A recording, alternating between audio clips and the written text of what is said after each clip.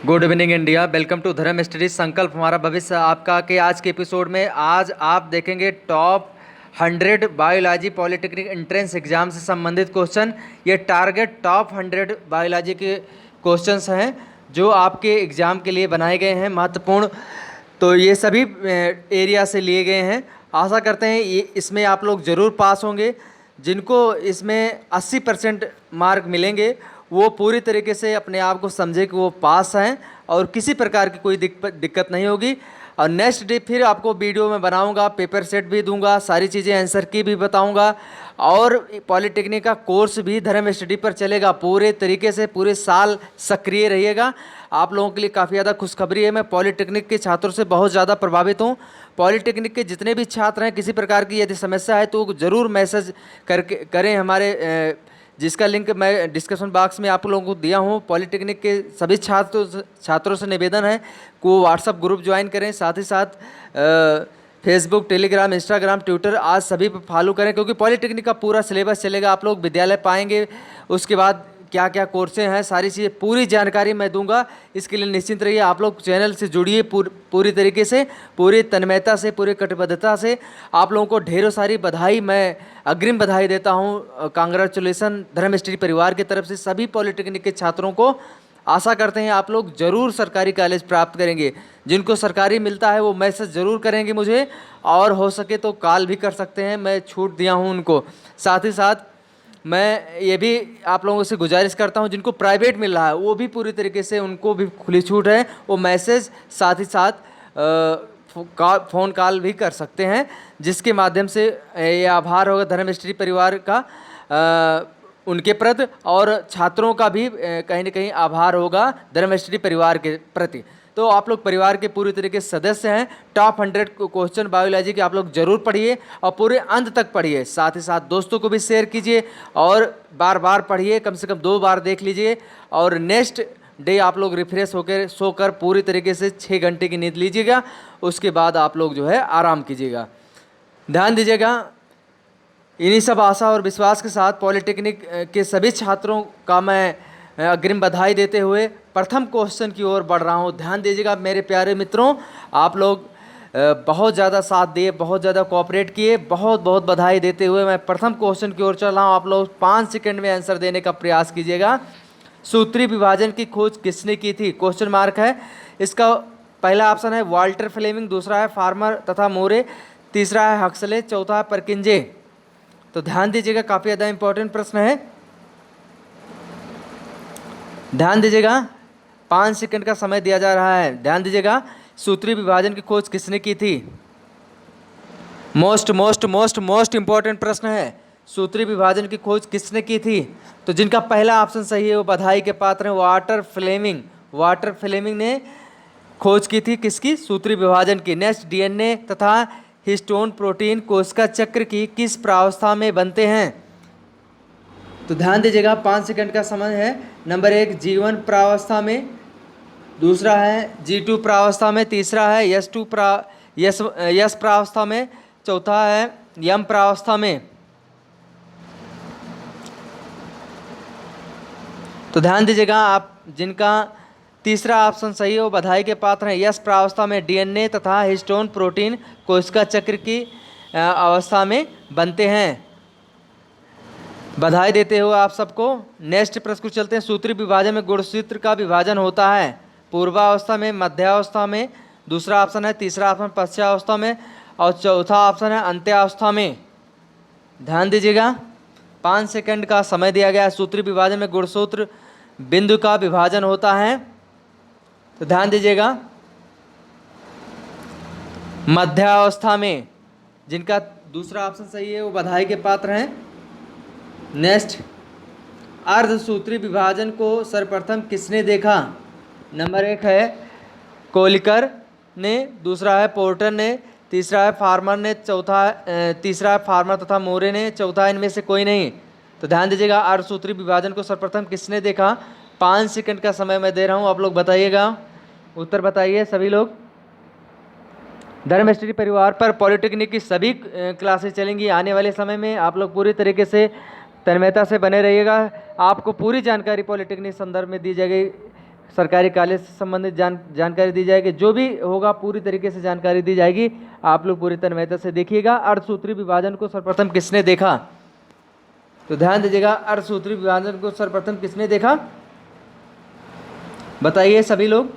Farmer तथा मोरे जी ने। तीसरा ऑप्शन सही है। नेक्स्ट प्रश्न चलते हैं, कायिक कोशिका विभाजित होती है? नंबर 1 मुकुलन द्वारा, दूसरा अर्धसूत्री विभाजन द्वारा, तीसरा है अर्धसूत्री विभाजन द्वारा, चौथा इनमें से कोई नहीं। तो ध्यान दीजिएगा, काफ़ी ज़्यादा इंपॉर्टेंट है। कायिक कोशिका विभाजित होती है, 5 सेकंड का समय दे रहा हूँ, सूत्री विभाजन द्वारा। नेक्स्ट प्रश्न की ओर चलते हैं, गुणसूत्रों की रचना किस अवस्था में साफ दिखाई देती है? नंबर 1 अंत्यावस्था में, दूसरा पूर्वावस्था में, तीसरा पश्चावस्था में, चौथा मध्यावस्था में। तो ध्यान दीजिएगा, काफ़ी ज़्यादा इंपॉर्टेंट है। गुणसूत्रों की रचना किस अवस्था में साफ दिखाई देती है? गुणसूत्रों की रचना किस अवस्था में साफ दिखाई देती है? आपका बिल्कुल सही उत्तर होगा मध्यावस्था। जिनका चौथा ऑप्शन सही है वो बधाई के पात्र है। पहला ऑप्शन था अंत्यावस्था, दूसरा पूर्वावस्था, तीसरा पश्चावस्था, चौथा है मध्यावस्था। तो गुणसूत्रों की रचना किस अवस्था में साफ दिखाई देती है? मध्यावस्था। नेक्स्ट प्रश्न की ओर चलते हैं, केंद्रक सबसे अधिक फैला होता है? नंबर 1 पश्चावस्था में, दूसरा अंत्यावस्था में, तीसरा मध्यावस्था में, चौथा है विभाजनांतराल में। तो ध्यान दीजिएगा, क्वेश्चन नंबर 7, 5 सेकंड का समय सब पे दिया जा रहा है, आप लोग उत्तर बताइए। 80% पास, समझो सरकारी कॉलेज डन। केंद्रक सबसे अधिक फैला होता है विभाजनांतराल में, चौथा ऑप्शन सही है। नेक्स्ट क्रिस्टलीय विलयन में विलय कण होते हैं? इस प्रश्न को ध्यान दीजिएगा, नोट कीजिएगा, ये 1000 बार से ज़्यादा पूछा गया है। नंबर 1 ऑप्शन है 0.001 माइक्रोन से बड़े अणु, दूसरा है ऑप्शन है 0.001 माइक्रोन से बड़े आयन, तीसरा है अणु आयन, चौथा है माप में 0.00 माइक्रोन तथा अणु और आयन। नोट कीजिएगा। तो जिनका चौथा ऑप्शन सही है वो बधाई के पात्र हैं। माप में 0.00 माइक्रोन तक अणु और आयन, ध्यान दीजिएगा, विलय कण होते हैं।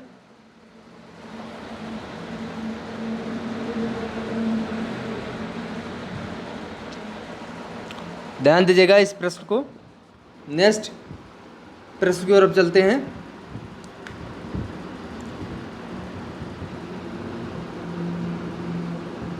नेक्स्ट सबसे मीठी शर्करा होती है? नंबर 1 ग्लूकोज, दूसरा सैकरीन, तीसरा फ्रक्टोज, चौथा है राइबोस।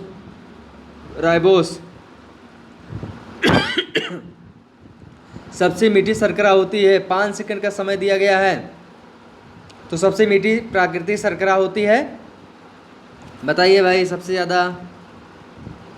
सबसे मीठी चीज़ें सबको खाने में कहीं ना कहीं पसंद होंगी। तो फ्रक्टोज, जिनका तीसरा ऑप्शन सही वो बधाई के पात्र। नेक्स्ट मानव शरीर में के प्रमुख घटक होते हैं? नंबर 1 कार्बोहाइड्रेट, दूसरा प्रोटीन, तीसरा वसा, चौथा लिपिड्स।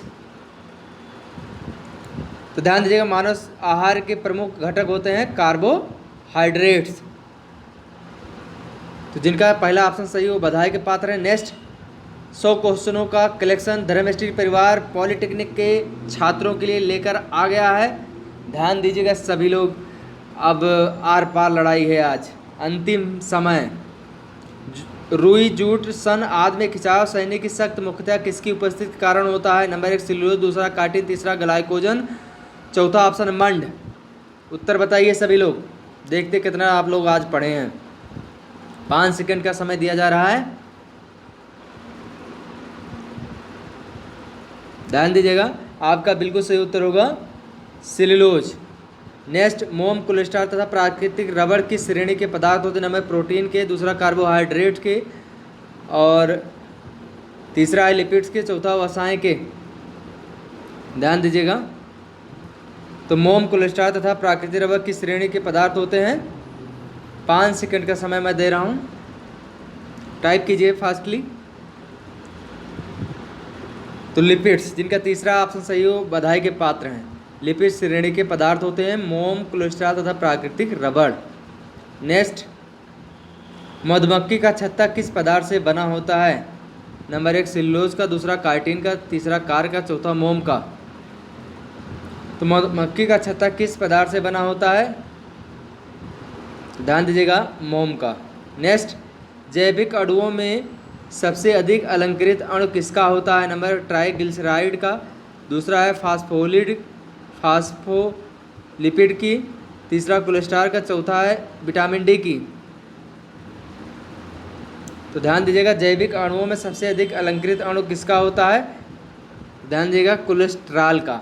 जिनका तीसरा ऑप्शन सही है वो बधाई के पात्र है। नेक्स्ट, प्रोटीन अणु किन अणुओं के बहुलक होते हैं? नंबर 1 ग्लिसरॉल के, दूसरा न्यूक्लियोटाइड्स के, तीसरा मोनोसैकेराइड के, चौथा एमिनो अम्ल के। तो ध्यान दीजिएगा, प्रोटीन अणु किन अणुओं के बहुलक होते हैं? एमिनो अम्ल के। जिनका चौथा ऑप्शन सही है वो बधाई के पात्र है। नेक्स्ट, जैविक अणुओं में नाइट्रोजन की प्रविष्टि किसके माध्यम से होती है? नंबर 1 वायु की नाइट्रोजन के, दूसरा मृदा की नाइट्रोजन के, तीसरा मृदा की अमोनिया के, चौथा वायु की अमोनिया के। तो ध्यान दीजिएगा, जैविक अणुओं में नाइट्रोजन की प्रविष्टि किसके माध्यम से होती है? तो मृदा के नाइट्रोजन के। जिनका दूसरा ऑप्शन सही वो बधाई के पात्र हैं। आप लोग का सही हो रहा है, अच्छा लग रहा है। प्रयास कीजिए सभी लोग। इंसुलिन के अणु की संरचना में कितनी पेप्टाइड श्रृंखलाएं होती हैं? मोस्ट इंपॉर्टेंट प्रश्न है। 1, दूसरा ऑप्शन 2, तीसरा ऑप्शन 3, चौथा ऑप्शन 4। सभी लोग चैट कीजिए, सभी लोग आंसर बताया कीजिए। मुझे बहुत दुख होता है आप लोग सभी लोग नहीं बताते हैं। और साथ ही साथ सेशन कैसा लग रहा है आप लोग इसको, ये टॉप 100 आप लोगों के लिए बनाया गया है नेक्स्ट एग्ज़ाम के लिए। अग्रिम बधाई देते हुए मैं नेक्स्ट प्रश्न को बढ़ने से पहले उत्तर बताता हूँ। उत्तर इसमें 2 होगा। जिनका 2 सही हो बधाई के पात्र हैं। इंसुलिन के अणु की संरचना में कितनी पेप्टाइड श्रृंखलाएं होती हैं? तो 2 पेप्टाइड श्रृंखलाएं होती हैं। नेक्स्ट, पिरामिडीन तथा प्यूरिन नाइट्रोजनीय पदार्थों के अणुओं में नाइट्रोजन परमाणुओं की संख्या क्रमशः होती है। नंबर 2 एवं 4, दूसरा ऑप्शन 4 एवं 3, तीसरा ऑप्शन 4 एवं 4, चौथा है 4 एवं 2। ध्यान दीजिएगा, काफ़ी ज़्यादा इंपॉर्टेंट प्रश्न है। 2 एवं 4 आपका बिल्कुल सही उत्तर होगा। पिरामिडीय, ध्यान दीजिएगा, पहला ऑप्शन आपका सही होगा। पिरामिडीन तथा प्यूरिन नाइट्रोजनीय पदार्थों के अणुओं में नाइट्रोजन परमाणुओं की संख्या क्रमशः होती है 2 एवं 4। नेक्स्ट प्रश्न को चलते हैं। पृथ्वी पर कौन सा अकेला ऐसा पदार्थ जो ठंडा होकर जमने पर फैलता है? नंबर 1 मीथेन, दूसरा अमोनिया, तीसरा जल, चौथा अल्कोहल। ध्यान दीजिएगा, आपका ठंडा होकर जमने पर फैलता है तो जल। जिनका तीसरा ऑप्शन सही है वो बधाई के पात्र हैं। नेक्स्ट, पृथ्वी का लगभग कितना भाग जल से ढका हुआ है? 25%, पहला ऑप्शन, दूसरा ऑप्शन 50%, तीसरा ऑप्शन 60%, चौथा ऑप्शन 75%। ध्यान दीजिएगा, सभी लोग उत्तर बताइएगा 20 प्रश्न का। नेक्स्ट प्रश्न को चलते हैं। आगे बढ़ने से पहले आपको बता दें, चौथा ऑप्शन जिनका सही वो बधाई के पात्र हैं। 75%, पृथ्वी का लगभग कितने परसेंट भाग पर जल से ढका है? कितने भाग पर जल है? तो 75% भाग पर। गन्ने में उपस्थित शर्करा इनमें से किस रूप में होता है? नंबर माल्टोज, दूसरा फ्रक्टोज, तीसरा सुक्रोज, ध्यान दीजिएगा, और चौथा है ग्लूकोज। तो ध्यान दीजिएगा, गन्ने में उपस्थित शर्करा इनमें से किस रूप में होती है? तो ध्यान दीजिएगा, सुक्रोज के रूप में होती है। नेक्स्ट प्रश्न को चलते, पृथ्वी पर सबसे उत्कृष्ट विलयन होता है? काफ़ी ज़्यादा इंपॉर्टेंट प्रश्न है। नंबर 1 पेट्रोल का, दूसरा जल का, तीसरा कैरोसिन का, चौथा बेंजीन का। सभी लोग उत्तर बताने का कष्ट कीजिए। पृथ्वी पर सबसे उत्कृष्ट विलयन होता है किसका? पृथ्वी पर सबसे उत्कृष्ट विलयन किसका होता है? तो ध्यान दीजिएगा, जल का। पृथ्वी पर सबसे उत्कृष्ट विलयन किसका होता है? जल का। मोस्ट इंपॉर्टेंट प्रश्न है। जीवों के बृहद पोषक पदार्थ होते हैं? न्यूक्लिक अम्ल एवं लिपिड्स के, दूसरा कार्बोहाइड्रेट्स के, तीसरा प्रोटीन्स के, चौथा ये सब। ध्यान दीजिएगा, जीवों के बृहद पोषक पदार्थ होते हैं ये सभी, न्यूक्लिक अम्ल एवं लिपिड्स, कार्बोहाइड्रेट, तीसरा प्रोटीन, चौथा ये सब। आपका बिल्कुल सही उत्तर होगा चौथा। जिनका सही हो रहा बधाई के पात्र हैं। नेक्स्ट, जिनका नहीं भी सही हो रहा आप लोग घबराइए नहीं, जरूरी नहीं सभी प्रश्न सबको आते हों। नेक्स्ट, कवकों का अध्ययन वनस्पति विज्ञान की शाखा के अंतर्गत करते हैं, अर्थात किस शाखा के अंतर्गत करते हैं? नंबर 1 शैवाल विज्ञान, दूसरा है कोशिका विज्ञान, तीसरा कवक विज्ञान, चौथा केंद्रक विज्ञान। ध्यान दीजिएगा, काफ़ी ज़्यादा इंपॉर्टेंट प्रश्न है। कवक विज्ञान, जिनका तीसरा ऑप्शन सही हो बधाई के पात्र हैं। कवकों का अध्ययन वनस्पति विज्ञान की शाखा के अंतर्गत करते हैं कवक विज्ञान। नेक्स्ट, कवक कोशिका में संचित होने वाला खाद्य पदार्थ है। नंबर 1 मंड, दूसरा ग्लूकोज, तीसरा फ्रुक्टोज, चौथा है ग्लाइकोजन।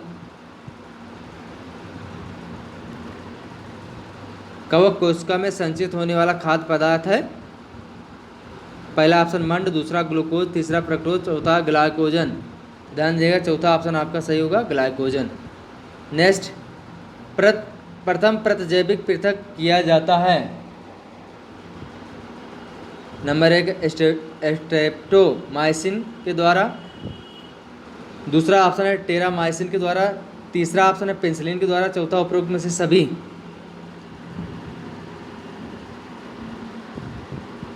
ध्यान दीजिएगा सभी लोग। क्वेश्चन नंबर 26, तो प्रथम प्रतिजैविक पृथक किया जाता है, क्वेश्चन मार्क है प्रत्येक प्रश्न में, तो आपका बिल्कुल सही उत्तर होगा पेनिसिलिन। तीसरा ऑप्शन आपका सही होगा। नेक्स्ट, ईस्ट को कहते हैं म्यूकर, दूसरा है सेकेरोमाइसिस और तीसरा है एस्कोमाइसिटीन, चौथा उपरोक्त सभी में। ध्यान दीजिएगा, ईस्ट को कहते हैं, क्या कहते हैं, सेकेरोमाइसिस कहते हैं। काफ़ी ज़्यादा इंपॉर्टेंट प्रश्न है, जिनका दूसरा ऑप्शन सही हो रहा है वो बधाई के पात्र हैं। नेक्स्ट, कवक मूल में कवकों का उच्च वर्ग के पौधों की जड़ों से संबंध को कहते हैं। नंबर 1 परजीवी, दूसरा मृतजीवी, तीसरा जलोदभिद, चौथा इनमें से कोई नहीं। ध्यान दीजिएगा, काफ़ी ज़्यादा इंपॉर्टेंट प्रश्न है। उत्तर आप लोग बताइए 28 का। तो कवक मूल में कवकों का उच्च वर्ग के पौधों की जड़ों से संबंध को कहते हैं, क्या कहते हैं, तीसरा ऑप्शन जिनका सही हो बधाई के पात्र हैं जलोदभिद। वीडियो देखने के साथ साथ आप लोग दोस्तों को भी शेयर कीजिएगा, अपना विचार और उससे बताइएगा। काफ़ी मेहनत के माध्यम से आप लोगों को यह वीडियो दिया जा रहा है और इसमें लगभग सभी एरियाओं से बायोलॉजी के पोर्शन को उठाया गया है। तो राइजोपस की सामान्यता किस नाम से जानते हैं? राइजोपस को ध्यान दीजिएगा, सामान्यतया किस नाम से जानते हैं? नंबर 1 काला फफूद, दूसरा नीला फफूद, तीसरा है हरा फफूद, चौथा क्राउन गाल। मोस्ट इंपॉर्टेंट प्रश्न है, राइजोपस को सामान्यतः किस नाम से जानते हैं? मोस्ट इंपॉर्टेंट प्रश्न है। 5 सेकंड का समय दिया गया है प्रश्न पर। राइजोपस की सामान्यतः किस नाम से जानते हैं? राइजोपस को सामान्यतः किस नाम से जानते हैं? तो ध्यान दीजिएगा, आपका बिल्कुल सही उत्तर होगा काला फफूद के नाम से जानते हैं राइजोपस को। नेक्स्ट, कवक में धागे के आकार के तंत्र को क्या कहते हैं? कवक में धागे के आकार के तंत्र को क्या कहते हैं? नंबर 1 कोनिडियम, दूसरा बीजाणुधानी, तीसरा कवक तंत्र, चौथा इनमें से कोई नहीं। क्वेश्चन नंबर 30, सभी लोग बताने का कष्ट कीजिएगा। तो कवक में धागे के आकार को तंत्र को क्या कहते हैं? कवक तंत्र। जिनका तीसरा ऑप्शन सही है वो बधाई के पात्र। नेक्स्ट, मार्टिन 1955 ने कवकों को कितने उपविभागों में विभाजित किया? प्रश्न रिवाइज कर देते हैं। रिवाइज, मार्टिन नामक वैज्ञानिक ने 1955 में, ध्यान दीजिएगा, 1955 में कवकों को कितने उपभागों में विभाजित किया? नंबर 1 4, दूसरा ऑप्शन 6, तीसरा ऑप्शन 3, चौथा ऑप्शन 10। तो ध्यान दीजिएगा, 3 भागों में डिवाइड किया था। मार्टिन नामक वैज्ञानिक ने कवकों को कितने उपभागों में डिवाइड किया था? 3। नेक्स्ट प्रश्न को चलते हैं। ईस्ट तीव्र गति से गति करता है। नंबर 1 गाय के गोबर के साथ, दूसरा शर्करा के विलयन में, तीसरा शुद्ध जल में, चौथा उपरोक्त में से सभी, उपरोक्त सभी में। तो ध्यान दीजिएगा, काफ़ी ज़्यादा इंपॉर्टेंट प्रश्न है। क्वेश्चन नंबर 32, शर्करा के विलयन में, जिनका दूसरा ऑप्शन सही है वो बधाई के पात्र हैं। नेक्स्ट, सन 1943 में बंगाल में धान की फसल निम्न में से किस कवक के कारण नष्ट हुई और वहां पर अकाल पड़ा? नंबर 1 राइजोपस, दूसरा है हेलमिन्थोस्पोरियम, तीसरा साजेबी, चौथा है आर्टेनेरिया सोलेनी। तो ध्यान दीजिएगा, सन 1943 में बंगाल में धान की फसल निम्न में से किस कवक के कारण नष्ट हुई और वह कहाँ अकाल पड़ा? हेलमिन्थोस्पोरियम आपका बिल्कुल सही उत्तर होगा। कवक के कारण बंगाल में अकाल पड़ा था। काफ़ी ज़्यादा इंपॉर्टेंट प्रश्न है, आप लोग नोट कीजिएगा प्रश्न को। नेक्स्ट, आवासीय कवक जाल पाया जाता है। नंबर 1 ईस्ट में, दूसरा राइजोपस में, तीसरा एस्परजिलस में, चौथा सिनकाइट्रियम में। तो आवासीय कवक जाल पाया जाता है, बताने का कष्ट कीजिएगा। क्वेश्चन नंबर 34,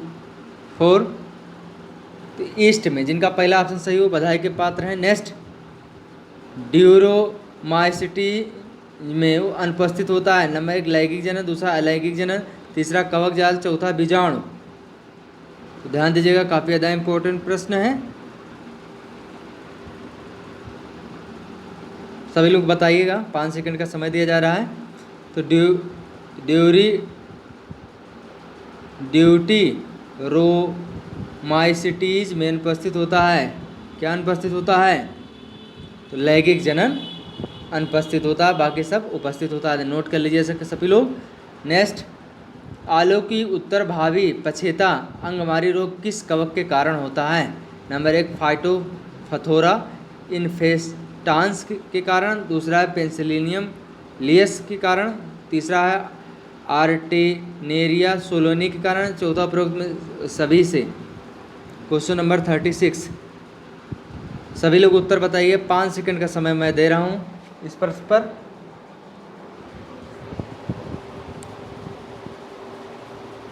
उत्तर बताइएगा सभी लोग। आलू की उत्तर भावी अर्थात पछेता अंगमारी रोग किस कवक के कारण होता है? तो ध्यान दीजिएगा, इस प्रश्न का उत्तर मैं बता रहा हूँ, सभी लोग ध्यान दें।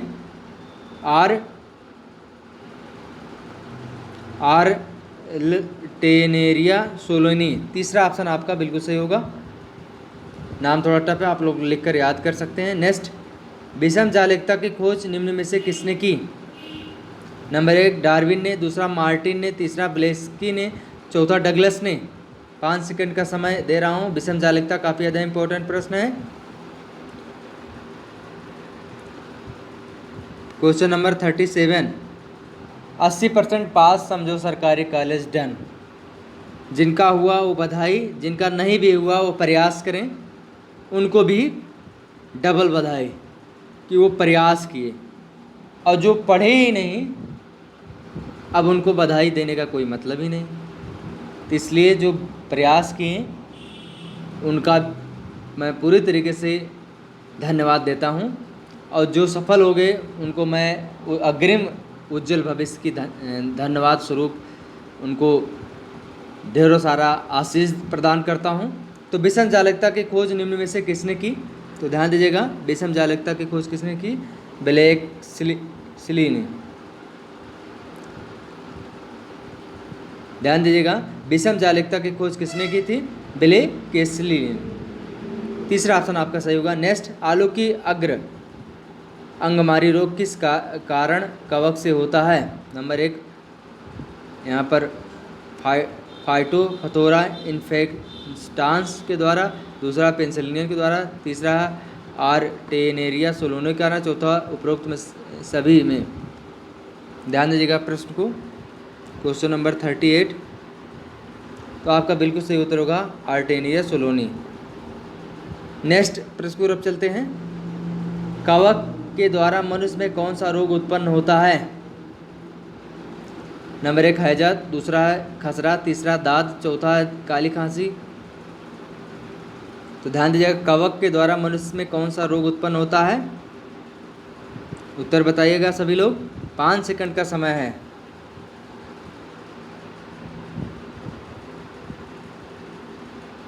तो ध्यान दीजिए, कवक के द्वारा मनुष्य में कौन सा रोग उत्पन्न होता है? दाद।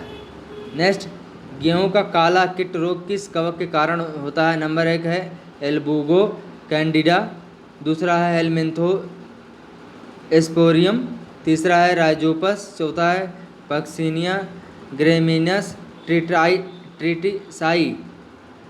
तो ध्यान दीजिएगा, पक्सिनिया ग्रेमिनिस ट्रिटिसाई आपका चौथा ऑप्शन सही होगा। क्वेश्चन टफ था इसलिए मैंने बता दिया।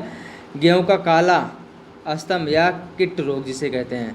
अब ये प्रश्न इसमें एक और उठ सकता है, कीट रोग किस फसल से संबंधित है? तो कीट रोग किस फसल से संबंधित है, या काला स्तंभ काला रोग किस फसल से संबंधित है, या स्तंभ रोग किस फसल से संबंधित है? तो आप बताएं गेहूँ। तो गेहूँ किस कवक के द्वारा होता है? पक्सिनिया ग्रेमिनिस ट्रिटिसाई के द्वारा। नेक्स्ट, ईस्ट की कोशिका भित्त बनी होती है नंबर 1 पेक्टिन की, दूसरा सेल्यूलोज की, तीसरा ग्लूकन तथा मैनन की, चौथा है पेक्टोन की। ध्यान दीजिएगा, काफ़ी ज़्यादा इंपॉर्टेंट प्रश्न है। क्वेश्चन नंबर 41, सभी लोग बताइए, 5 सेकंड का समय है। ईस्ट की कोशिका भित्त बनी होती है, ईस्ट की कोशिका भित्त बनी होती है तो ग्लूकन तथा मैनन की, जिनका तीसरा ऑप्शन सही हो बधाई के पात्र हैं। नेक्स्ट, ईस्ट में अभाव होता है कायिक जनन का, दूसरा है लैंगिक जनन का, तीसरा है एस्कस का, चौथा कवक जल का।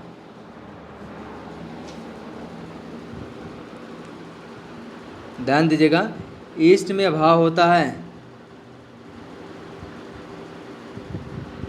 कवक जल का, ईस्ट में अभाव होता है किसका? कवक जल का। नेक्स्ट, ईस्ट में 3 प्रकार के पीढ़ी का अंतरण का अध्ययन किया गया।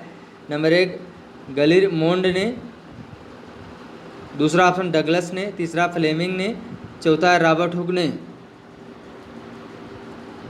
ईस्ट में 3 प्रकार के पीढ़ी का अंतरण का अध्ययन किया गलिरमोंड ने, जिनका पहला ऑप्शन सही है, वो बधाई के पात्र हैं। अब नेक्स्ट प्रश्न को चलते हैं।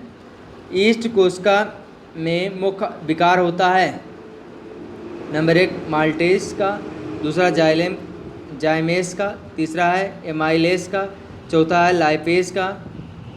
सभी लोग बताने का कष्ट करें। साथ ही साथ आप लोग से उम्मीद करता हूं कि आप लोग सभी सोशल साइटों से जुड़ेंगे जो वीडियो में प्रोवाइड किए गए हैं। वीडियो के लिंक के माध्यम से डिस्क्रिप्शन बॉक्स में आप लोग बताइएगा और जुड़िएगा, परिवार की सदस्यता जरूर लीजिएगा। फेसबुक ग्रुप ज़रूर ज्वाइन कीजिए, व्हाट्सएप ज्वाइन कर सकते हैं आप, और साथ ही साथ आप लोग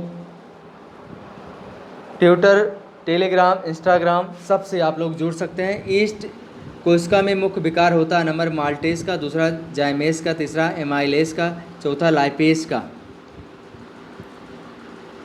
तो जिनका दूसरा ऑप्शन सही है वो बधाई के पात्र हैं। ईस्ट कोशिका में मुख्य विकार क्या होता है?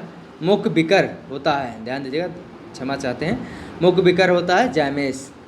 नेक्स्ट, इमारती लकड़ी को नष्ट करने वाली कवक है नंबर 1 पॉलीपोरस, दूसरा अल्टरनोरिया, तीसरा है एस्परजिलस, चौथा उपरोक्त में से सभी में। तो ध्यान दीजिएगा, काफ़ी ज़्यादा इंपॉर्टेंट प्रश्न है। उत्तर आप लोग बताइए, 5 सेकंड का समय दिया जाता है। तो इमारती लकड़ी को नष्ट करने वाली कवक क्या है? पॉलीपोरस।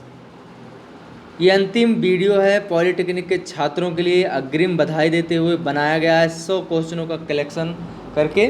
तो मूंगफली में टिक्का रोग का कारण है, ध्यान दीजिएगा, मूंगफली में नंबर 1 अल्टरनेरिया, दूसरा है सिस्टोपस, तीसरा है सर्कोस्पोरा, चौथा है हेलमिंथो स्पोरियम।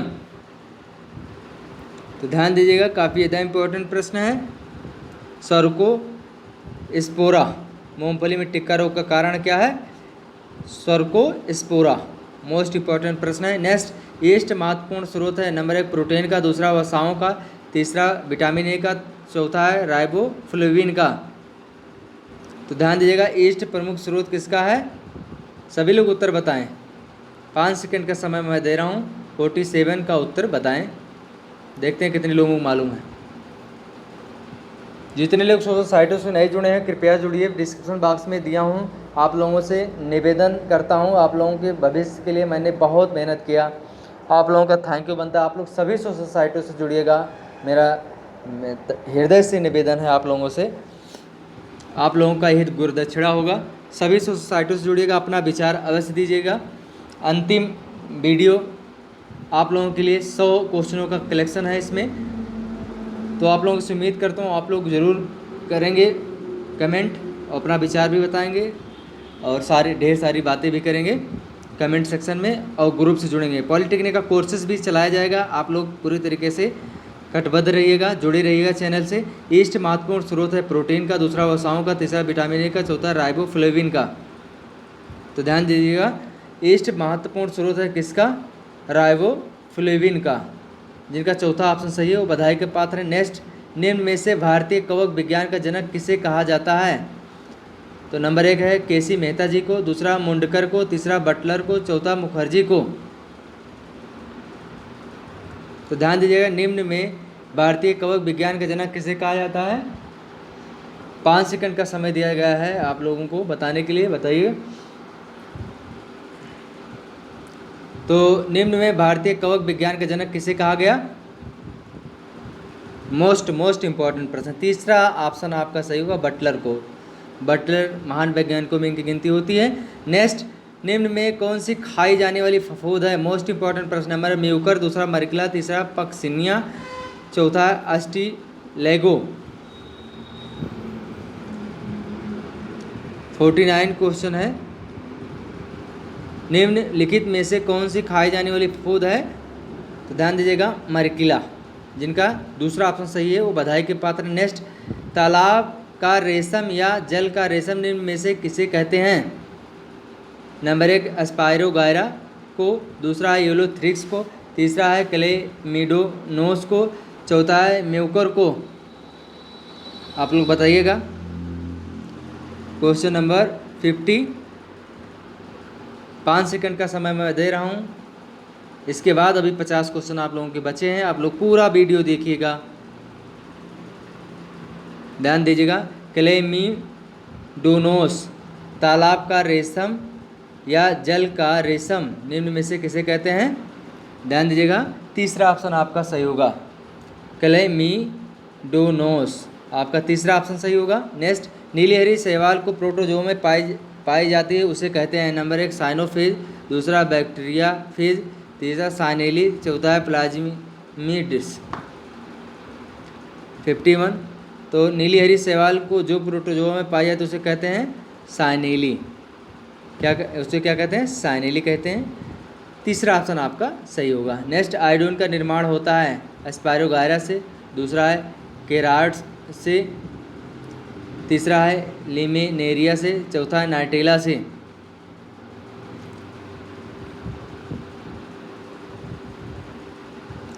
आयोडीन का निर्माण होता है लेमिनेरिया से, काफ़ी ज़्यादा इंपॉर्टेंट प्रश्न है।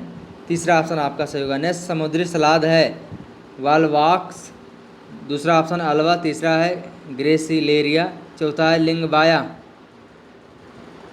ध्यान दीजिएगा, ग्रेसिलेरिया समुद्री सलाद है, ग्रेसिलेरिया आपका तीसरा ऑप्शन आपका सही होगा। नेक्स्ट प्रश्न को बढ़ते हैं आगे की ओर। नेक्स्ट, नीली हरी शैवाल को किस समूह में रखते हैं? ध्यान दीजिएगा, ब्रायोफाइटा में, दूसरा है प्रोटिस्टा में, तीसरा है जगत मोनेरा में, चौथा है क्राइसोफाइटा में।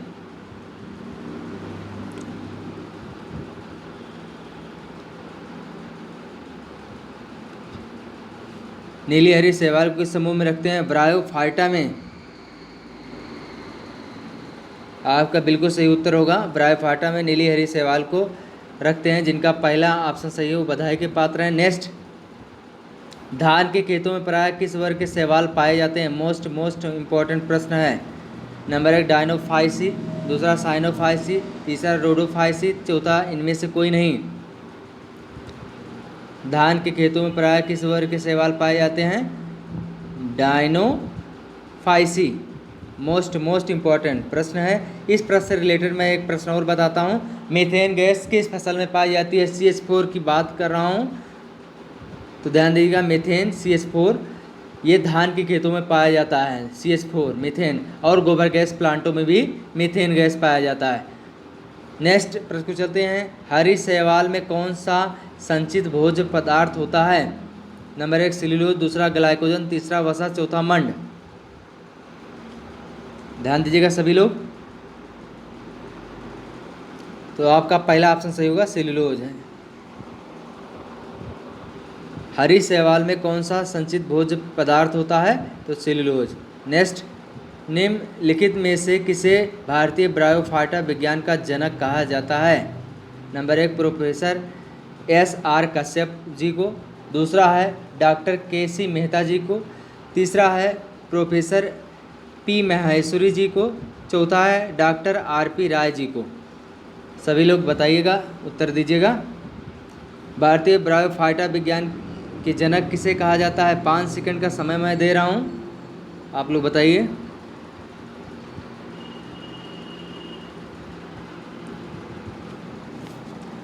भारतीय ब्रायोफाइटा विज्ञान का जनक किसे कहा जाता है?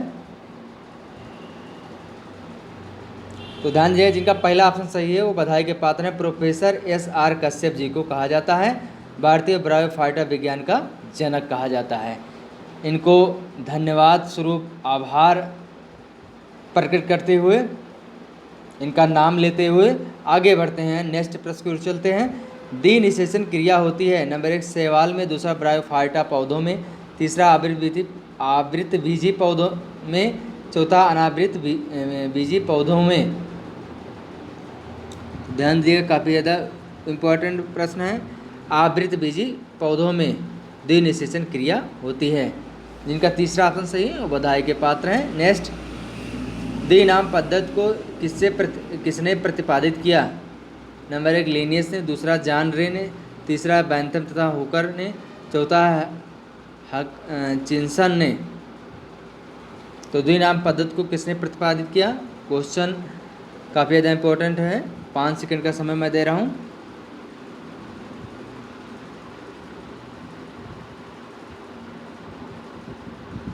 सभी लोग बताइए। लीनियस, जिनका पहला ऑप्शन सही हो बधाई के पात्र हैं। दी नाम पद्धति को लीनियस जी ने प्रतिपादित किया था। प्राकृतिक गुलाब में दल होते हैं, मोस्ट इम्पोर्टेंट प्रश्न है, नोट कीजिएगा सभी लोग।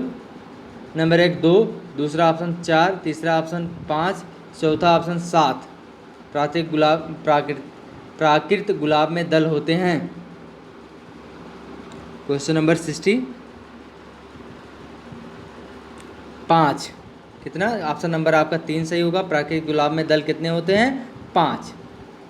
नोट कीजिएगा सभी लोग। नेक्स्ट, 5 जगत वर्गीकरण का प्रतिपादन किसने किया था? नंबर 1 लीनियस ने, दूसरा हिस्टेकर ने, तीसरा लेमार्क ने, चौथा ट्रेवी रेनस ने। ध्यान दीजिएगा, तो बिल्कुल सही उत्तर होगा हिस्टेकर जी ने 5 जगत वर्गीकरण का प्रतिपादन किया था, हीटर जी ने। नेक्स्ट प्रश्न पर आगे बढ़ते हैं। हिस्टोरिया प्लोन्टेरम नामक पुस्तक किसने लिखी? नंबर 1 है बेंथम एवं हुकर ने, दूसरा ऑप्शन एंगलर तथा प्रांटल ने, तीसरा हचिंसन ने, चौथा है थियोफ्रैक्टस ने।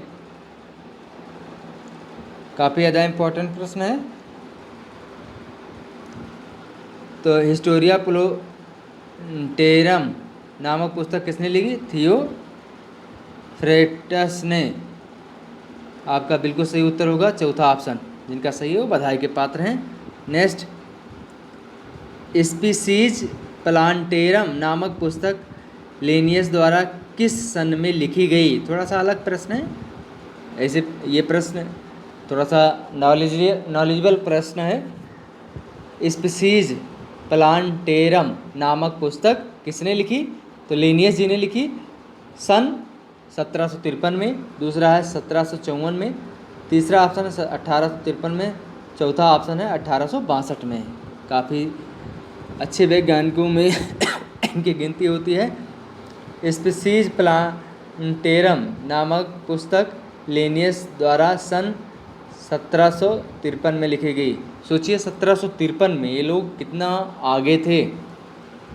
नेक्स्ट, इनसे आगे हम लोग थे, घबराने की कोई बात नहीं। ये लोग जो आज कर रहे हैं वो भारत बहुत पहले कर चुका था, हज़ारों साल पहले।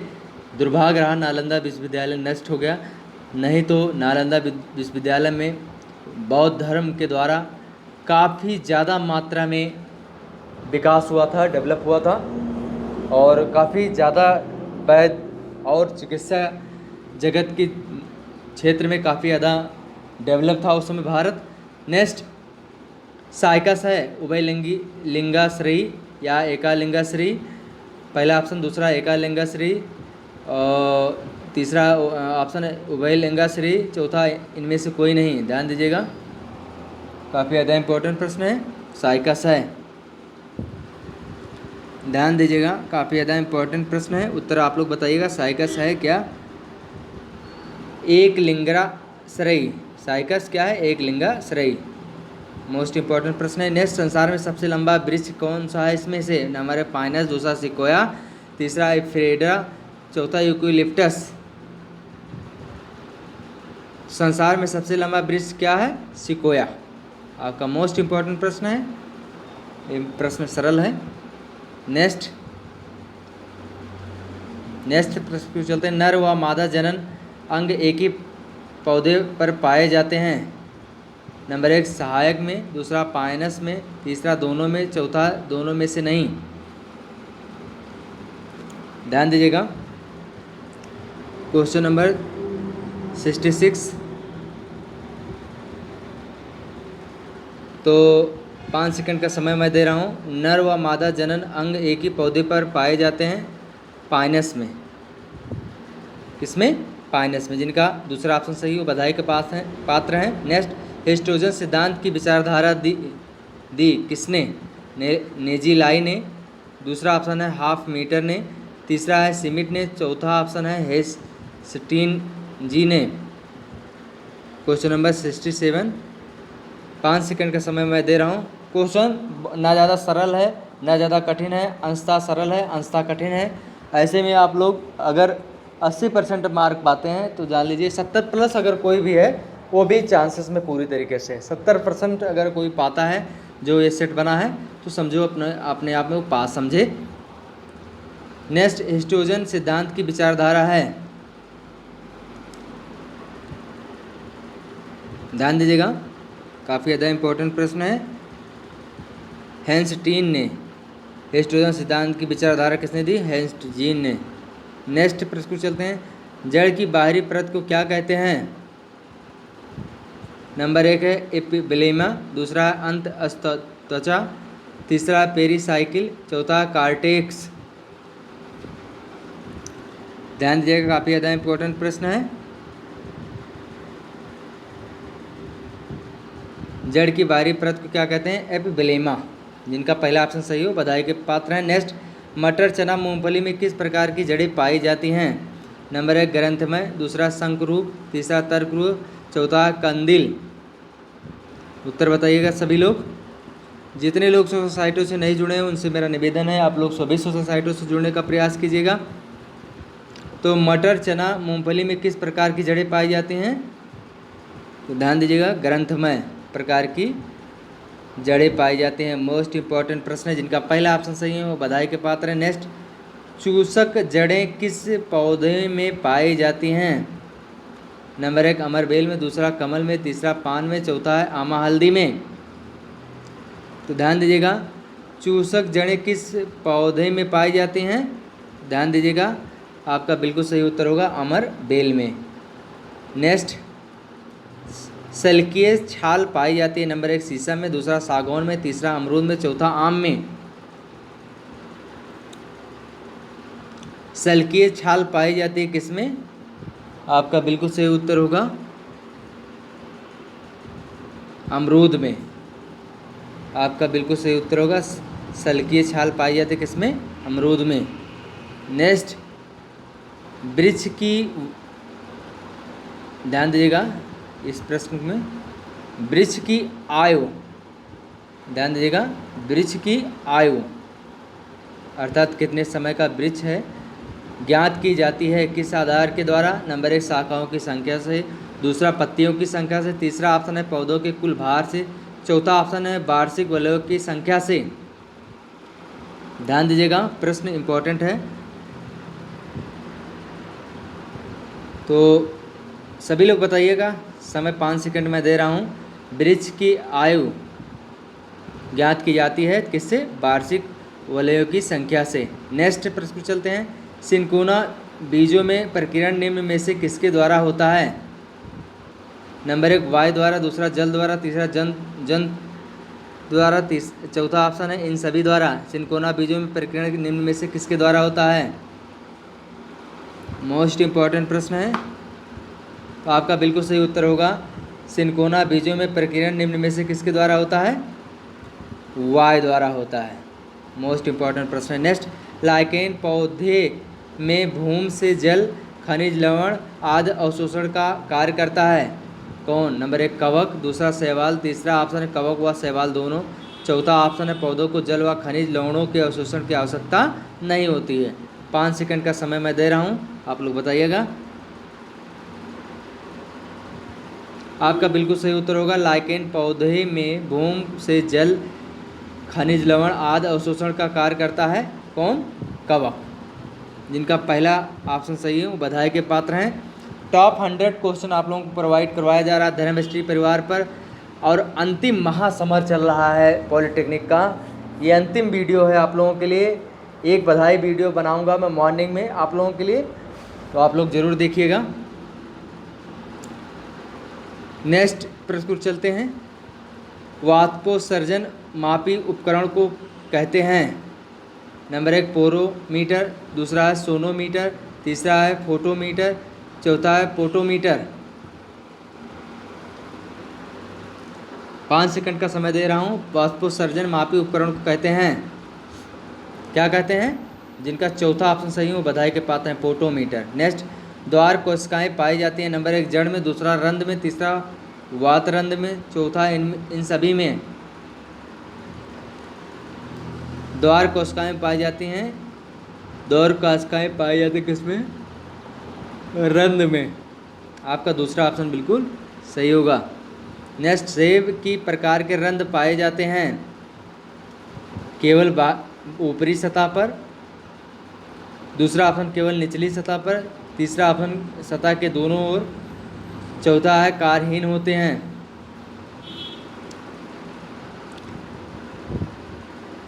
77 आपका बिल्कुल सही उत्तर होगा, केवल निचली सतह पर, केवल निचली सतह पर सेब के प्रकार के रंध्र पाए जाते हैं, केवल निचली सतह पर। नेक्स्ट, बड़े फल प्राप्त करने के लिए तने का वलय बनाया जाना चाहिए। नंबर 1 पुष्प के आकार का, दूसरा पुष्प के नीचे। प्रश्न रिवाइज कर देते हैं। बड़े फल प्राप्त करने के लिए तने पर विलय बनाया जाना चाहिए। नंबर 1 पुष्प के ऊपर, दूसरा पुष्प के नीचे, तीसरा ऑप्शन फलों के नीचे, चौथा ऑप्शन फलों के ऊपर। काफ़ी ज़्यादा इम्पोर्टेंट प्रश्न है, काफ़ी ज़्यादा इम्पोर्टेंट प्रश्न है, ध्यान दीजिएगा। बड़े फल प्राप्त करने के लिए तने पर वलय बनाया जाना चाहिए, काफ़ी ज़्यादा इम्पोर्टेंट प्रश्न है। फलों के नीचे, जिनका तीसरा ऑप्शन सही हो बधाई के पात्र हैं। बड़े फल प्राप्त करने के लिए तने पर वलय बनाया जाना चाहिए, ध्यान दीजिएगा, काफ़ी ज़्यादा फलों के नीचे। नेक्स्ट, निम्न में किसमें अनिवार्यता की कसौटियाँ प्रस्तावित की? नंबर 1 आर्नल्ड ने, दूसरा ऑप्शन ब्लैकमैन ने, तीसरा है रॉबिन हिल ने, चौथा इनमें से कोई नहीं। तो ध्यान दीजिएगा, निम्न में किसमें अनिवार्यता की कसौटियाँ प्रस्तावित की?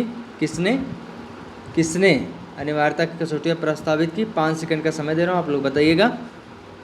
Question number 79। तो निम्न में किसने अनिवार्यता की कसौटियाँ प्रस्तावित की? आर्नन ने। किसने?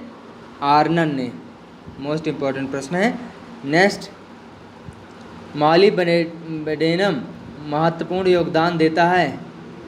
नंबर 1 पुष्प वृद्धि में, दूसरा कार्बन स्थिरीकरण में, तीसरा ऑप्शन है नाइट्रोजन स्थिरीकरण में, चौथा इन सभी में। ध्यान दीजिएगा, काफ़ी ज़्यादा इम्पोर्टेंट प्रश्न है, सभी लोग बताइएगा। 5 सेकंड का समय दे रहा हूँ, 5 सेकंड का समय दे रहा हूँ। मॉलिब्डेनम महत्वपूर्ण योगदान देता है पुष्प वृद्धि में, पहला ऑप्शन है, दूसरा कार्बन स्थिरीकरण में, तीसरा ऑप्शन नाइट्रोजन स्थिरीकरण में, चौथा इन सभी में। मोस्ट इम्पॉर्टेंट प्रश्न है। तो आपका बिल्कुल सही उत्तर होगा नाइट्रोजन स्थिरीकरण में। जिनका तीसरा ऑप्शन सही है वो बधाई के पात्र है। नेक्स्ट, डाल्टन 1988 ने किस तत्व की आवश्यक, यहाँ 1888 होगा, ध्यान दीजिएगा, नोट कीजिएगा, 1888 ने किस तत्व को आवश्यक तत्व के रूप में माना? नंबर 1 निकेल, दूसरा सोडियम, तीसरा आयोडीन, चौथा अस्टांशियम।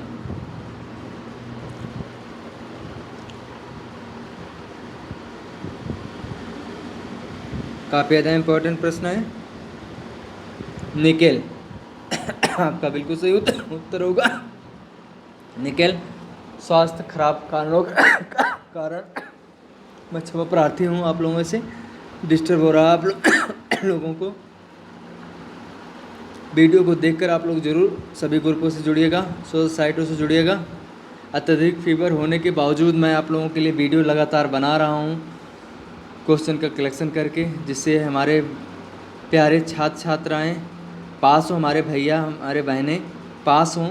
इन्हीं आशा के साथ मैं यहाँ लड़ रहा हूँ और इस समय पूरा स्टाफ जा चुका है, सिर्फ मैं केवल अकेले आप लोगों को पढ़ा रहा हूँ। तो उसी तरीके का आप लोग प्यार दीजिएगा इस वीडियो पर। मैं आशा करता हूँ आप लोग ऐसा अवश्य करेंगे, क्योंकि आप लोग बच्चे हैं, मन के सच्चे हैं। सभी लोग आप लोग जो है सोशल साइटों से भी जुड़िएगा, परिवार के सदस्य ज़रूर लीजिएगा, क्योंकि पॉलिटेक्निक का सभी कोर्सेज भी चलेगा। पौधों के विकास तथा वृद्धि के लिए अनिवार्य तत्व है। नंबर 1 37, दूसरा है 27 तत्व, तीसरा है 17, चौथा है 57। ध्यान दिया, पौधों के विकास तथा वृद्धि के लिए अनिवार्य तत्व है 17। नेक्स्ट, नाइट्रोजन विशेष तत्व पाए जाते हैं कार्बोहाइड्रेट्स में, दूसरा वसा में और तीसरा प्रोटीन में, चौथा इन सभी में। ध्यान दीजिएगा, तो नाइट्रोजन विशेष तत्व पाए जाते हैं, काफ़ी ज़्यादा इम्पोर्टेंट प्रश्न है, प्रोटीन्स में। जिनका तीसरा ऑप्शन सही हो बधाई के पात्र हैं। नेक्स्ट प्रश्न को चलते हैं, आगे बढ़ते हैं। पत्तियों में अंतरशिरीय कोरोसिस होता है। नंबर 1 कैल्शियम की कमी से, दूसरा मैग्नीशियम की कमी से, तीसरा पोटेशियम की कमी से, चौथा नाइट्रोजन की कमी से। ध्यान दीजिएगा, तो आपका बिल्कुल सही उत्तर होगा मैग्नीशियम की कमी से। नेक्स्ट, पादप भस्म में किसी तत्व की उपस्थित उस तत्व के आवश्यक होने से सिद्ध करता है। दूसरा है ऑप्शन है तत्व के आवश्यक होने का प्रमाण नहीं है। तीसरा ऑप्शन तत्व के अनावश्यक होने का प्रमाण है। चौथा इनमें से कोई नहीं। पादप भस्म में किसी तत्व की उपस्थित होती है। ध्यान दीजिएगा, काफ़ी ज़्यादा इम्पोर्टेंट है। नेक्स्ट, तत्व के आवश्यक होने का प्रमाण नहीं है, दूसरा ऑप्शन सही होगा। नेक्स्ट, सेब में आंतरिक कारक रोग का कारण है। नंबर 1 बोरान की न्यूनता, दूसरा मैग्नीज की न्यूनता, तीसरा आयरन की न्यूनता, चौथा इनमें से कोई नहीं। ध्यान दीजिएगा सभी लोग, काफ़ी ज़्यादा इम्पोर्टेंट प्रश्न है। 5 सेकंड का समय मैं दे रहा हूँ।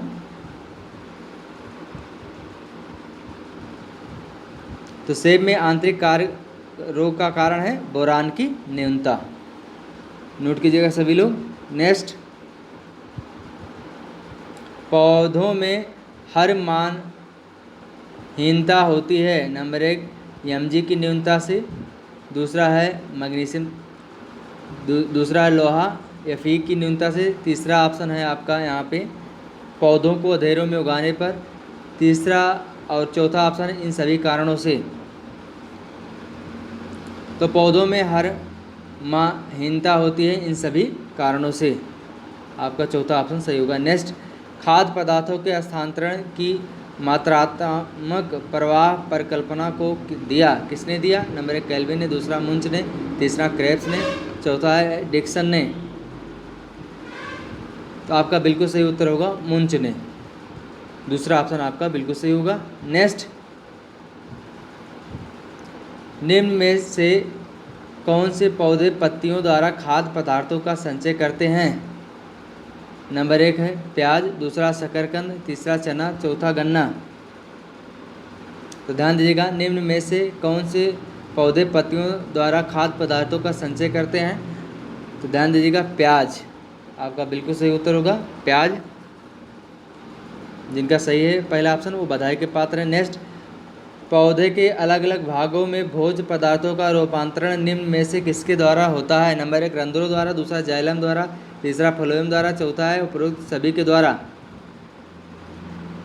तो ध्यान दीजिएगा, 5 सेकंड का समय मैं इस प्रश्न में दे रहा हूँ। काफ़ी ज़्यादा सरल, काफ़ी ज़्यादा इम्पोर्टेंट प्रश्न है। आपका बिल्कुल सही उत्तर होगा फ्लोएम के द्वारा। नेक्स्ट प्रश्न को चलते हैं। निम्न में कौन सा पौधा पहले मर जाएगा? निम्न में से कौन सा पौधा पहले मर जाएगा? नंबर 1 वलीद, दूसरा एक पत्ती विहीन, तीसरा बीज के खोखले तने द्वारा, और तने वाला यहाँ पर होना चाहिए था, और चौथा ऑप्शन है पुष्पविहीन। पहले पौधा कौन नष्ट होगा? Question number 91। तो वलीद पहले मर जाता है, अर्थात नष्ट हो जाता है वलीद पौधा। नेक्स्ट, पौधों में खाद्य पदार्थों का रूपांतरण होता है नीचे की ओर, दूसरा है ऑप्शन ऊपर की ओर, तीसरा है पार्श्व की ओर, चौथा है सभी दिशाओं में। तो ध्यान दीजिएगा, पौधों में खाद्य पदार्थों का रूपांतरण होता है सभी दिशाओं में। मोस्ट इम्पॉर्टेंट प्रश्न है। नेक्स्ट, बड़े फल प्राप्त करने के लिए तने पर वलय बनाया जाना चाहिए। नंबर 1 पुष्प के ऊपर, दूसरा पुष्प के नीचे, तीसरा फलों के नीचे, चौथा फलों के ऊपर। तो बड़े फल प्राप्त करने के लिए तने पर वलय बनाया जाना चाहिए। नंबर 1 पुष्प के ऊपर, दूसरा पुष्प के नीचे, तीसरा फलों के नीचे, चौथा फलों के ऊपर। तो ध्यान दीजिएगा, आपका बिल्कुल सही उत्तर होगा फलों के नीचे। आपका बिल्कुल सही उत्तर होगा बड़े फल प्राप्त करने के लिए तने पर वलय बनाया जाना चाहिए फलों के नीचे। आपका बिल्कुल सही उत्तर होगा तीसरा ऑप्शन, जिनका सही है वो बधाई के पात्र है। नेक्स्ट, खाद्य संचयी ऊतक बनी होती है। नंबर 1 है मृदूतक से, दूसरा है स्थूल कोड ऊतक से, और तीसरा ऑप्शन है दृढ़ोतक से, चौथा ऑप्शन केवल फ्लोएम ऊतक से। ध्यान दीजिएगा,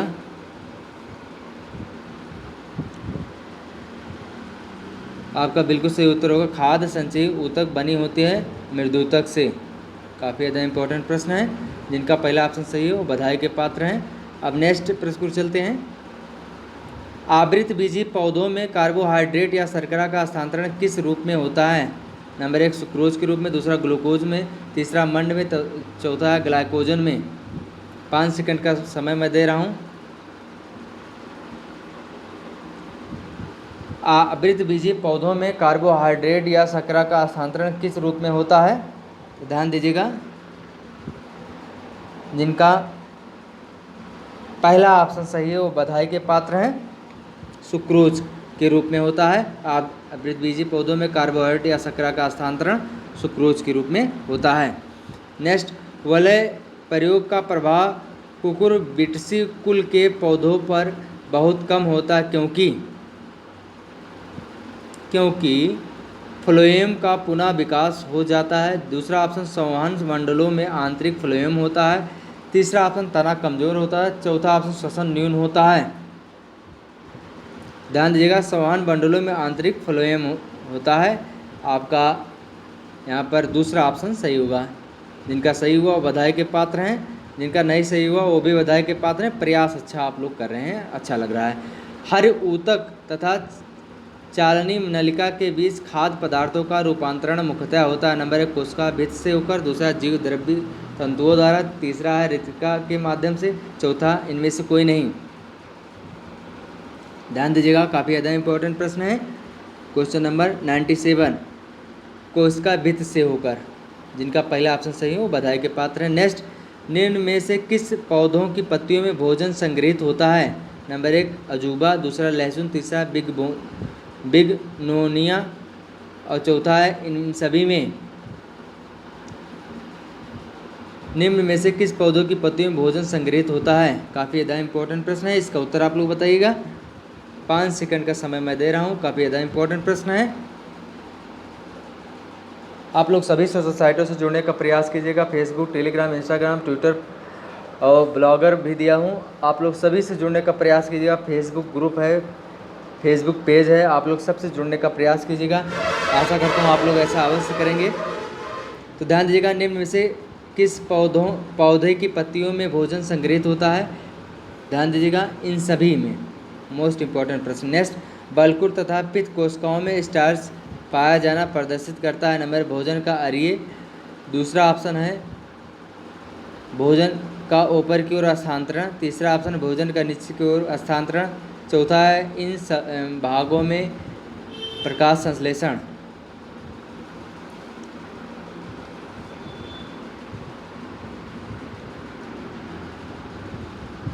ध्यान दीजिएगा, बलकुर तथा पित्त कोशिकाओं में स्टार्च का पाया जाना प्रदर्शित करता है भोजन का आर्य। जिनका पहला ऑप्शन सही है वो बधाई के पात्र हैं। नेक्स्ट, आज के एपिसोड का अंतिम प्रश्न। ध्यान दीजिएगा, मुंच परिकल्पना समझाती है, क्या समझाती है? मुंच परिकल्पना समझाती है। नंबर 1 वाष्पोत्सर्जन। दूसरा खाद्य पदार्थों का स्थानांतरण। तीसरा ऑप्शन ए बी दोनों, अर्थात पहला दूसरा ऑप्शन दोनों। चौथा ऑप्शन इनमें से कोई नहीं।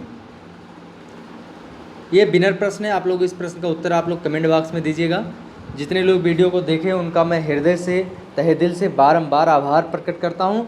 साथ ही साथ उनको मैं अग्रिम बधाई देते हुए बेस्ट ऑफ लक और पूरे परिवार की तरफ से दुआ, आशीष, ढेरों सारी शुभकामनाएं उनके उज्जवल भविष्य के लिए, और नेक्स्ट का एग्ज़ाम जो है उनका सफल हो, आशा करता हूं। तो इस प्रश्न का उत्तर आप लोग दीजिएगा। मुंच परिकल्पना समझाती है, तो पहला ऑप्शन वाष्पोत्सर्जन, दूसरा ऑप्शन खाद्य पदार्थों का स्थानांतरण, तीसरा है ए बी दोनों, अर्थात पहला दूसरा ऑप्शन दोनों, चौथा ऑप्शन इनमें से कोई नहीं। इसका उत्तर आप लोग कमेंट बॉक्स में दीजिएगा। वीडियो का सेशन कैसा लगा इसका भी आप लोग विचार लिख सकते हैं।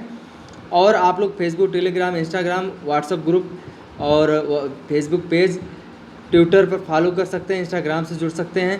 आप लोग सभी सोशल साइटों से जुड़ने का प्रयास कीजिएगा। और साथ ही साथ आप लोगों को खुशखबरी बता देना चाहता हूं कि पॉलिटेक्निक के सभी कोर्स धर्म एसटीडी पर चलेंगे, अर्थात पढ़ाए जाएंगे। डी फार्मा के और ग्रुप ए के सभी कोर्सेज चलाए जाएंगे। जितने छात्र जुड़े हैं उनसे मेरा निवेदन है कि वो पूरी तन्मयता के साथ जुड़े रहें और अपने दोस्तों को भी शेयर करें। इन्हीं सब आशा और विश्वास के साथ आप लोगों से एक बार फिर से गुजारिश करता हूं कि आप लोग प्ले लिस्ट में जाकर सभी वीडियो देखने का प्रयास कीजिएगा। हालांकि अब समय कम है और यदि आप लोग भविष्य में तैयारी करना चाहते हैं तो उन वीडियो को देख सकते हैं, रिवाइज करके पढ़ सकते हैं। और साथ ही साथ आप लोग पूरा प्रयास कीजिएगा। विद्यालय में आप लोग बैठने से पहले पूरे मनन योग से आप लोग अपने आप को पूरे तरीके से रिफ्रेश कर लीजिए, अर्थात पूरी नींद लीजिएगा, हड़बड़ाइएगा नहीं कोई।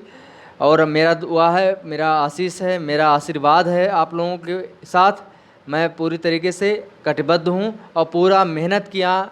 स्वास्थ्य कारणों से मैं ठीक ना होने कारण फिर भी मैं आप लोगों के लिए लगा रहा। ये सिर्फ आप लोगों का प्यार था, आप लोगों का स्नेह था, जिसके कारण मैं डटा रहा। दिन भर मैं संस्थान में मॉर्निंग से बैठा रहा और अभी तक मैं आप लोगों के साथ में हूँ, कहीं गया नहीं हूँ। क्वेश्चन बनाता रहा, क्वेश्चन आप लोगों को देता रहा। ये सब आप लोगों का प्यार है। आशा करता हूँ आप लोग सभी सोशल साइटों से जुड़ते हुए चैनल से भी जुड़ेंगे। जो लोग पहली बार देख रहे हैं चैनल को सब्सक्राइब करेंगे। सब्सक्राइब करने से किसी का कोई नुकसान नहीं होता। मित्रों, मेरे छात्रों, मेरे भाइयों, मेरे बहनों, चैनल को सब्सक्राइब कीजिएगा। साथ ही साथ बेल आइकन को प्रेस कीजिएगा, नोटिफिकेशन आप लोगों को प्राप्त होगा नेक्स्ट वीडियो का। साथ ही साथ आप लोग अपने दोस्तों को भी शेयर कीजिएगा, कम से कम 5 ग्रुपों में शेयर कीजिएगा। ये आपका आभार होगा, गुरु दक्षिणा होगा।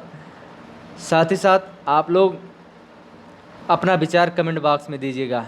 इन्हीं सब आशा और विश्वास के साथ 100 क्वेश्चन पॉलिटेक्निक एंट्रेंस एग्ज़ाम का जो बायोलॉजी का था यहाँ पर समाप्त होता है।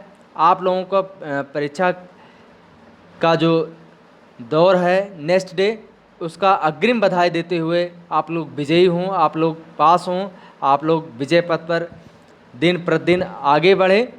इन्हीं सब आशा और विश्वास के साथ आप सभी को बधाई देते हुए शुभ रात्रि। जय हिंद, जय युवा।